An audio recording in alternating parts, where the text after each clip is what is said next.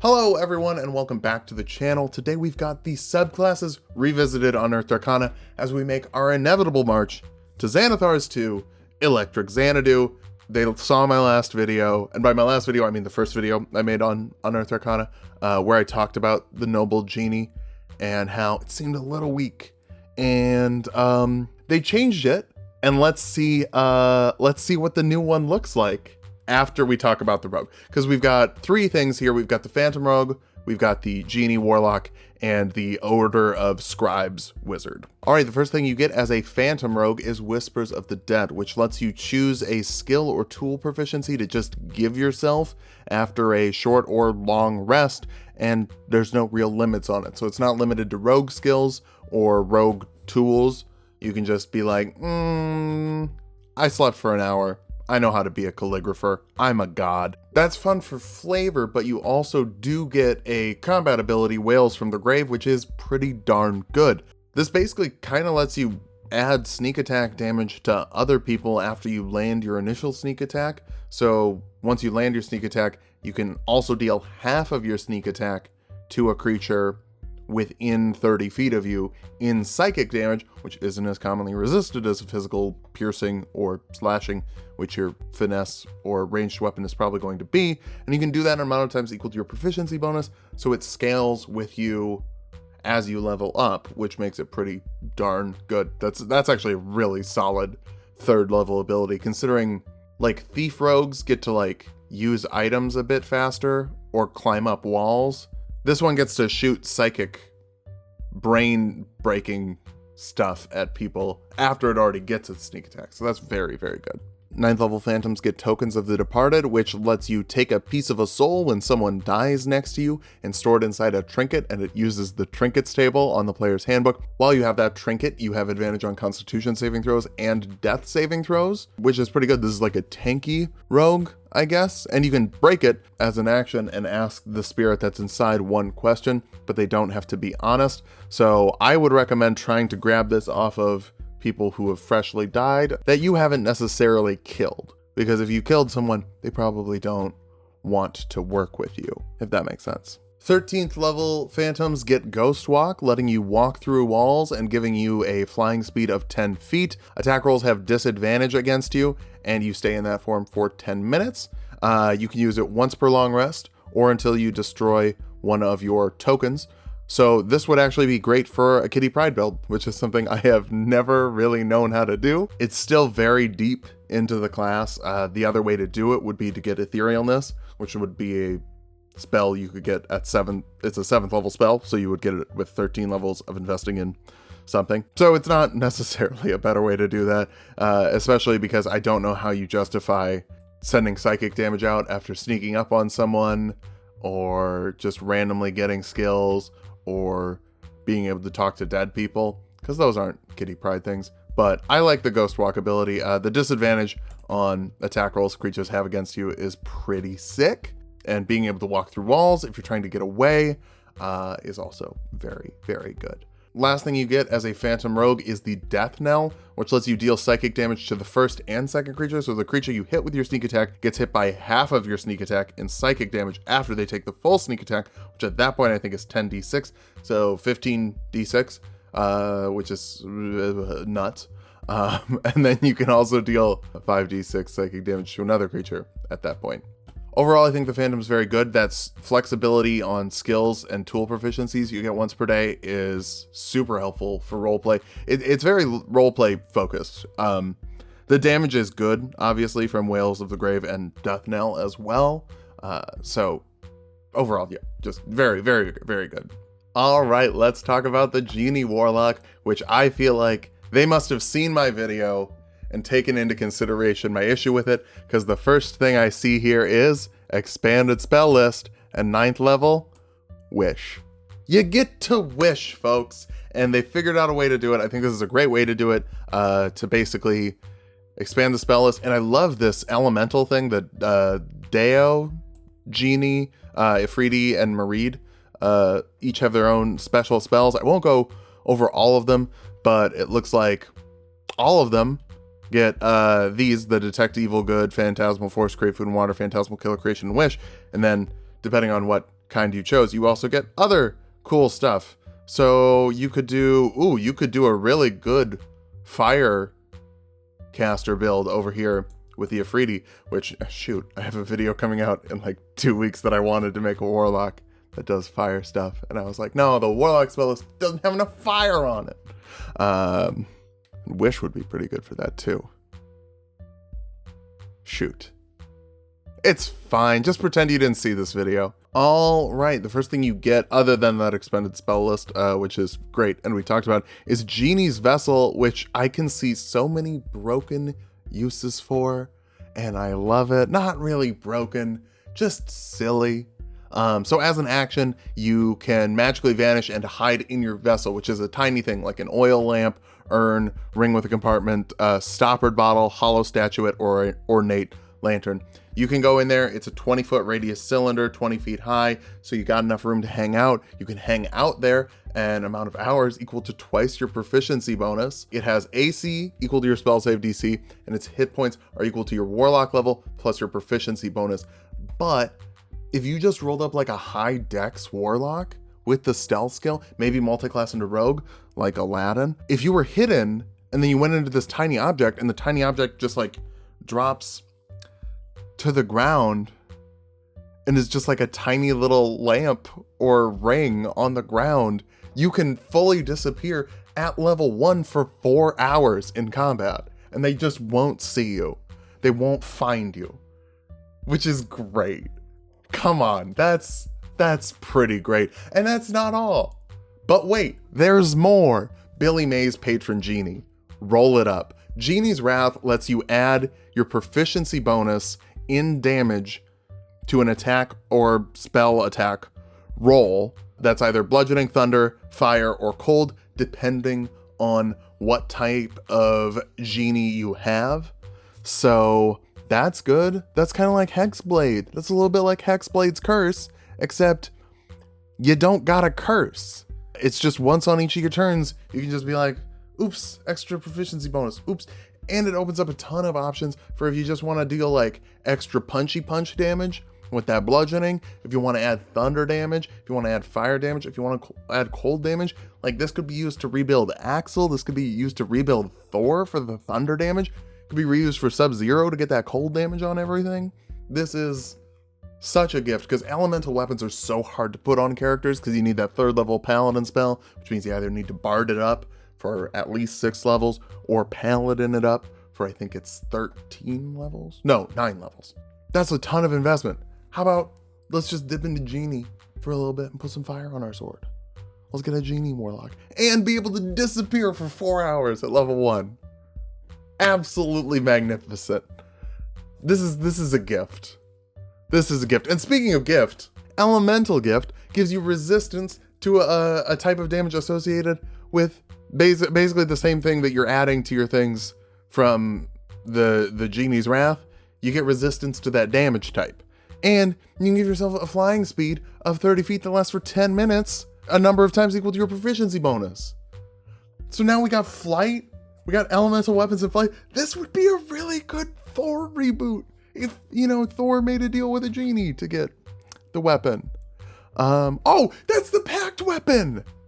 Mjolnir is the pact weapon for Thor. Oh, and Asgard is the bottle rest because he just pops away and he goes to a different dimension. Oh, this is a really good redux of Thor, other than, all the lore stuff. Mechanically, it's wonderful. Oh no. I think this is too good. I think it's too good. I'm looking at Sanctuary Vessel, which lets you bring up to 5 willing creatures with you into your vessel, and everybody who's there for 10 minutes gets the benefits of a short rest, including you. So you can reset. Oh my god, you can reset your spell slots as a warlock in 10 minutes. Oh my god. And you get to add your proficiency bonus to the number of hit points, so it's even better than a short rest. A short rest is an hour. This is 10 minutes. This is 10 minutes for all your warlock slots coming back while you're hiding in something that is this big. It's this big. It's the size of this. You're in here. And this is inside a bush that you were hiding in. And now you got all your warlock slots back at 10th level. Those are 5th level slots. This is nuts. It's so good. And 5 friends too. All of your hit die that you can just expend while the bad guys are looking for you, and they're like, whoa, I haven't seen them. Where'd they go? Where are they? I mean, the rest of your party has to be hidden too, I would presume, if you wanted to be like, and then we got away with it, and your DM would no doubt be pissed. But I love it. I want to do it so bad. I love genies. Oh, but I think it's too good. And we haven't even gotten to the 14th thing. I'm sure it's going to be busted. This is pretty good. I don't think it's fully busted. It's limited wish. Basically, you can cast a spell that's 6th level or lower and has a casting time of 1 action. It can be from any class. It's basically like Magical Secrets from Bard, except you only get 1 of these every 1d4 long rest. So once you've done it, you can re-roll it, but you don't need material components. So the real thing that this is for them resurrection spells that are so expensive. You can cast Raise Dead at the most once every 4 days. This isn't broken at all. This is a completely fair and normal thing. I haven't even talked about how you can cast Wish with it, because you can cast Wish with it. It's fair. It's fine. Don't change it again. Just put it in a book. That's what I'd say. It wasn't enough for them to make the Genie Warlock. I just realized that the Order of Scribes is a calligraphy subclass. First thing you get is a wizardly quill, which is sort of, I think, the replacement for almost every school of magic. Just gets better at like copying down a set of specific spells. This lets you create a tiny little quill in your hand. It doesn't require any ink. The golden time you spend is halved to put something into your spellbook, and you can erase anything you write with the quill if you wave a feather over the text as a bonus action. So it's a pen you can erase. It's cool. It's cool. And it's calligraphy. All right, next thing you get is the Awakened Spellbook, which is a spellbook that you can use as a spellcasting focus, and you can replace the damage of a spell you cast with the damage type of another spell you have in the book. So yeah, if you've got Burning Hands and Ray of Frost, you can just do a little mini cone of cold, or you can do a fireball that slows people down. It also lets you cast 1 ritual per day as just a normal spell, which is pretty busted, because that's basically a free spell. It's basically just an extra slot. That's good. All right, 6th level scribes get the Master Scribing Er, which lets you create a spell scroll whenever you finish a long rest of a spell of 1st or 2nd level, and then cast it later that day as 1 spell level higher than it was. I'd use it for something like a Scorching Ray. It's got to be a 1 action casting time. I think Scorching Ray scales really well because it's an extra 2d6, and you can aim it at different people. I really like Scorching Ray. Some people don't. I like rolling for my spells. I think it's fun. All right, 10th level scribes get Manifest Mind, which lets you turn your spellbook into a little floating creature. It can be a little ghostly tome, a cascade of text, or a scholar from the past. It is a tiny little creature. It is spectral, so it's kind of like see-through and ghostly. It has a number of hit points equal to your wizard level plus your intelligence modifier, and uses your armor class and saving throw modifiers. You can cast your spells through it if you want it to be a little scout. It's kind of like a Find Familiar, but with way more health, probably better AC, and better saving throws. There is a limit to the amount of spells you can cast through its space. It's not limited to touch range spells like a familiar would be. You can cast that in an amount of times equal to your proficiency bonus, and you get all of those expended uses back on a long rest. So the last ability here is the one with the word ability, which lets you swap places with the Manifested Mind an amount of times equal to your proficiency bonus. And if you've got at least 1 spell in the book, when you die, you come back in a minute with 1 HP, you roll 3d6, and got to get rid of that many spells from the spellbook, with the 1st level spell counting is 1, 2nd level spell counting is 2, 3rd level spell counting is 3, etc. But, and I love this little kicker here, you can't ever put those spells in your spellbook again. You can never cast those spells again. They are deleted from your brain, and then eventually you'll run out of spells and you won't be able to cast ever again or live because you'll die again. There's some really cool flavor stuff to this. I don't know that it's super powerful. Certainly this Genie, the Genie Warlock is the strongest thing in this Unearthed Arcana, and by that I mean it's pretty good. I wouldn't look at it or nerf it or anything. I'd just let it fly.